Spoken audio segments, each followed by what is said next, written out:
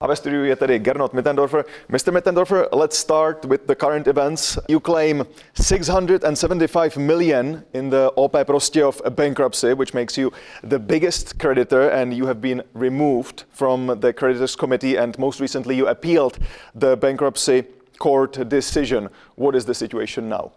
Well, we are awaiting the next week, the next decisions in our appeals that we have filed, and then we are expecting some decisions from the Constitutional Court, because we are defending our position even there and want to know the opinion on the proceedings from the highest court of this country. Are you any closer to recovering your money? It's not a question right now about recovering the money. It's basically how the most important question is how the new bankruptcy law basically will be handled in the future in this country. Because we saw in Moravia a similar case, Cordana bankruptcy. This was a restructuring that was approved by the creditors committee. All the creditors were in favor of it, and the result was a very good one. The healthy parts of the company continued in the operations, and the unsecured creditors got 4 times the money they would otherwise get in a normal bankruptcy proceeding. Still, how much do you think you can get back, realistically? Well, we have created our provisions, and we think that the provisions that we've created up to now are sufficient. So we will see at the end of the day what will be the final settlement amount, but we feel with the current position quite well protected. Your opponents say that you are partially responsible for the situation because as the biggest lender, you could have known what the situation was, and more importantly, you could have controlled the operations of OP Prostějov through covenants. Is that true? Yeah, basically we were part of a banking syndicate. We were the leading bank in a banking syndicate, and all the covenants that were used there are standard covenants that are used in a lot of other syndicated transactions in this country.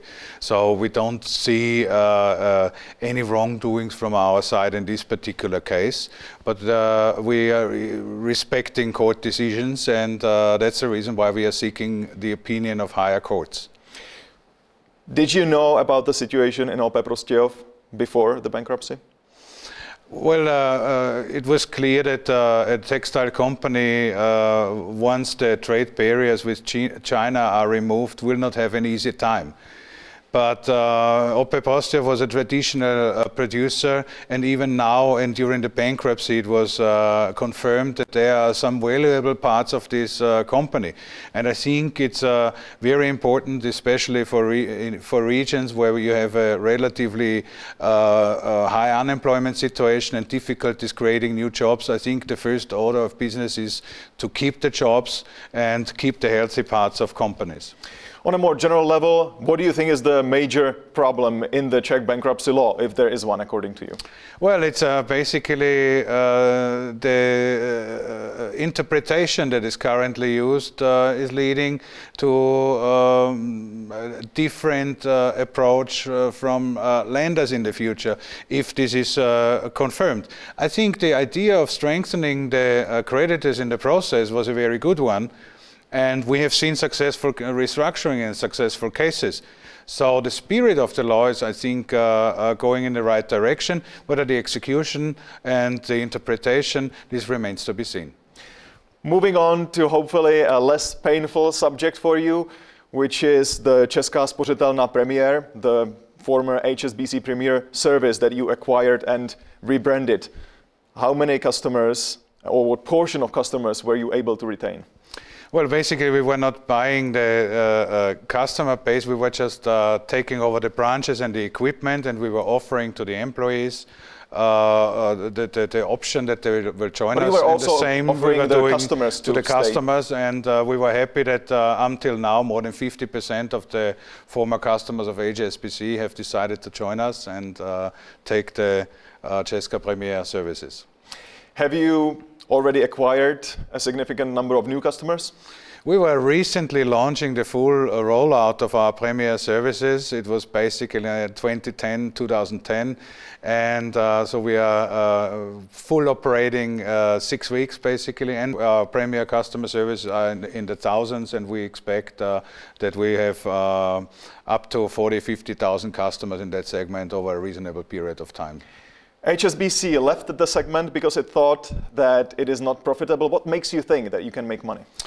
It's a service that the upper segments and the upper parts of our customer want to have, and this is something what we are always considering when we are offering new services, new products to our customers. If there is a need from our customers, if they want to have special services, special treatments, special products, then we are developing it. How much money do you think in terms of net profit it can generate by itself? Well, we are not talking about net profit figures at the moment. The first order of business at this point in time is to get a big number of customers joining this new service, and then the profit figures will develop automatically. Why is the Česká spořitelna Premier better than, say, Citibank's Citigold program, which has actually less strict criteria? Basically, we are trying to convince our customers through our services and products, and we would just simply want to have a better product offering to our customers, and I'm sure that we have very good people working in our Premier services as throughout our branches in the Czech Republic. And very important, we have an internal development as well, and colleagues from the inside Česká spořitelna, colleagues from the branch network are joining the Premier services and offering continuity to our customers. Well, the fee schedule of Česká spořitelna Premier is actually quite long. It is about 40 pages, it's 9 different documents, as opposed to only 4 pages and 1 document in the case of Citibank's Citigold. Do you think that it's appropriate for this kind of service? Well, there's a very basic customer offerings, and then there are additional services, basically. I think the most important thing for our customers is we tell them if you fulfill this and this criteria, which are not a lot, then you're getting the services for free, basically, in this area, and this is the main important thing. Well, the additional services, and the additional offerings, we might consider it if the customers are telling us we should be more simple and easy for them, but at the moment we feel quite comfortable. Česká spořitelna will have a new CEO at the beginning of next year. When I talked to bankers, they told me that Cheska was a reformer, US stabilizer and developer, and Pavel Kysilka will be an operational optimizer. Is that correct? Well, I don't want to talk about Pavel Kysilka. I think he's a very known banking professional in this country. The only thing I can tell you, he will be a very good CEO for Česká spořitelna, and he will be very successful. Your predecessor made a nice music video when he was leaving. Are you planning another video? We are planning something, but this is still now a secret. Oh, it's a secret. Is it going to be in the music industry? We will see what Pavel and I come up with when we are handing over the lead in Česká spořitelna. Do you have a managerial succession planning at Česká spořitelna? How did it happen? How was Pavel Kysilka chosen? Well, basically, Pavel Kysilka is with the bank for years already. He's with the group for more than 10 years, and he's very well known inside and outside Erste Group. And we have a couple of candidates who would qualify for very senior positions inside Spoitelna and inside of Erste Group. Your competitor, CSOB, will not be listed or sold during your tenure at Česká spořitelna. Do you think that the IPO could actually happen in the second half of 2011? Well, we were speculating, the market was speculating the whole year about an IPO, and I think that's exactly why I'm asking. We can continue speculating next year. At the end of the day, I think the market was not really supportive of an IPO, and at the moment I don't see the market developing in a completely different direction. So probably it will take some time until the market offers an opportunity again. How likely do you think that CSOB will be sold rather than listed through an IPO? I don't want to speculate whether what's happened in their ownership. Well, speculation is kind of what we like here in media sometimes. As I said, I don't want to speculate, but if you look at Deutsche Bank, they were just acquiring Postbank and closing that transaction, so they are definitely looking at expanding into retail business and getting less dependency on the more cyclical business they are currently in. But I think there are a couple of banks who are in a position today doing acquisitions, whether in this country or in other countries, and for some of them it does make strategic sense. Do you see a recovery in the investment banking business? Well, basically, I mean, it's still a slow developing business, but if you look at recent transactions, we saw more activity in various markets, and I think we have the worst behind us, and we can see positive development in the next 2 to 3 years. And that would apply to Central and Eastern Europe as well? For sure. If I'm talking about the general market, this is particularly right for Central and Eastern Europe. How is Erste's investment banking business? We have a very good team, and we are very successful in the last couple of years. We were very successful in placement activities, especially in the bonds. We are the market leader in Central Eastern Europe in this year, and this is something that people would not really link with the name of Erste. Is there a segment that you want to specialize in particular? Well, we're trying to cover all our region, and we are trying to offer added value to those who are interested in doing business with us. A ve studiu je se mnou stále Gernot Mittendorfer, generální ředitel České spořitelny. Mr. Mittendorfer, the EU countries cannot actually agree on the common approach to banking taxes that would be used for emergency funds when a rescue of a bank is needed. Now, assume that a common approach is approved, what would be the impact on the banking sector? Well, basically, I mean, a rescue fund is something that has a lot of open question attached to it, and the question is who would be supervising, who would be in charge, who would do the major decisions, a lot of things that are basically not clear at the moment. So given the last 2 years and the ability to agree on something on the European level, I have my doubts that we will see a banking rescue fund throughout Europe. Is the potential proposed tax fair for the banks? It's a question basically how you want to continue after the experience of the financial crisis. And there I think you have to find a common ground on the reasons for the financial crisis and why in certain countries banks needed to be bailed out and why taxpayers had to basically put money in the banking system. And as a consequence of this discussion, you can then try how to avoid that in the future. But I think it's not the most important topic. I think it was not a question of missing reserve funds. I think it was a question of missing oversight in certain areas. It was not even a question of missing regulation.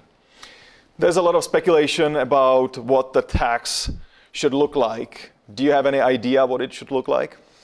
Well, basically, I mean, the people are talking about a transaction tax and all these kind of similar ideas that we've seen in the discussion already. This is just unrealistic because of the global banking sector, that this would be something that Europe could introduce on its own. What we are seeing right now are banking taxes that are basically used for covering budget deficits.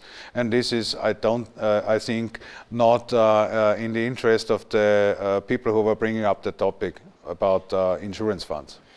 I think you might be mentioning the Hungary case where the government plans to collect 18 billion Czech korunas next year from taxes, and the tax should go on through 2014. When I researched the topic, I found out that Erste would have a burden of about 75% of its net profit from the local operations. Will you downsize or move the business? We have already announced that we will reduce the employment by 250 people. We are not the only bank who is reacting by slimming down its operations, and it remains to be seen what are the next steps. But basically, the banking tax in Hungary is huge in comparison to any other country, and I don't think that it will solve the underlying problem of the country. Is this downsizing or moving some of the operations abroad or some of the business abroad? Well, at the moment, the announcement was that the tax is introduced for a limited period of time, but it remains to be seen how the development will be. So right now, this is a reaction to the fact that we are having higher costs, so we have to save somewhere else. And the next steps we will see when we see more clear about the future development. What do you think will be the effect, or is the effect already, on the investors? Well, basically Hungary, the banking tax was not the only move that was introduced, but if you talk to international investors, they are carefully watching the development in the country, and I don't think that a lot of enthusiasm is built up in investing in Hungary at the moment. This year we have seen a modest economic recovery. What sectors are you looking at for financing or lending opportunities? Well, we are basically not excluding any sector. We know that some of the sectors will continue having lower turnovers and lower orders, but generally we are trying to support all the sectors of the economy. With Ireland and its recently revealed problems, is Europe on the brink of a broader crisis? Well, basically what you see is in Ireland you could see the effects of having low interest rates and the euro in times where you needed to slow down the economic development. So Ireland was basically entering the crisis with a very low public debt, and basically the problems were then multiplied by the problems of the banking sector. If you look at the various countries in Europe, they have different problems. You can look at the southern part of Europe.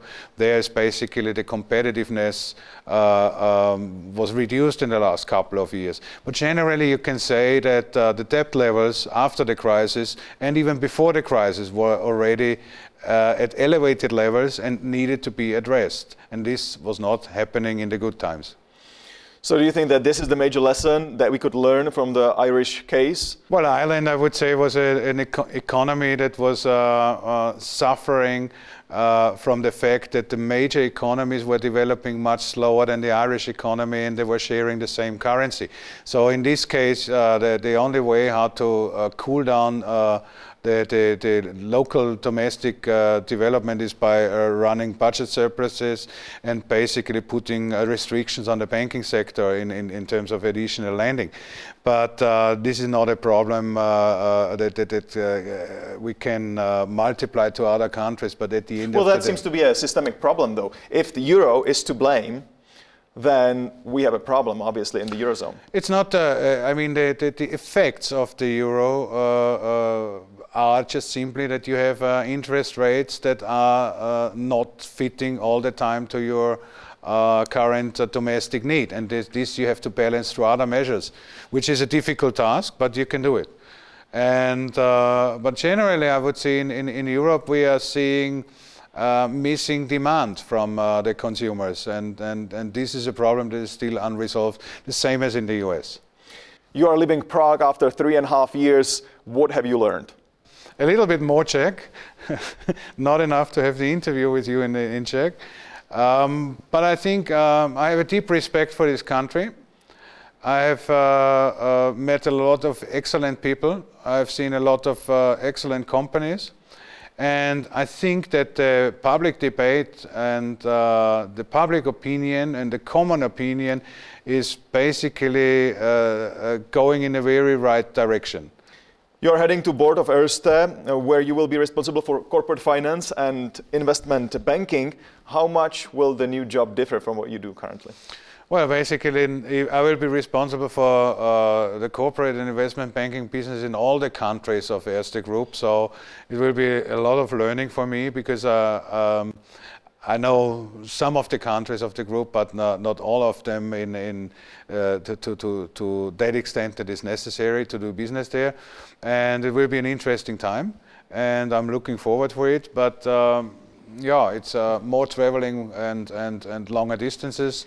And is there something that you have to do now that you're looking forward not having to do in your new job?